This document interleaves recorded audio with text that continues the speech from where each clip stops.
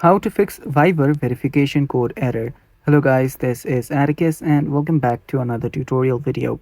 In today's video, I'll teach you guys how you can fix the verification code problem when you try to log in into your Viber. Now, if you're facing this issue, there can be a lot of reasons. The first can be your Wi-Fi. So you can simply head over to your Wi-Fi settings.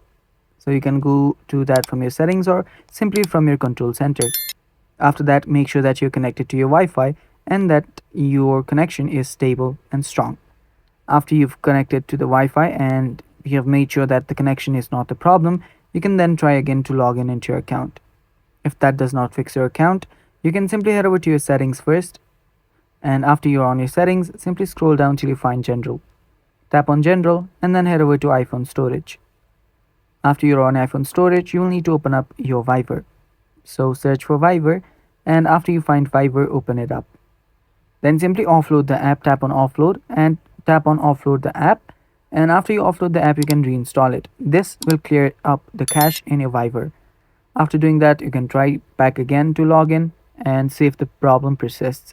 If the problem is still there, head over to your app store, and on your app store, you will need to search for Viber.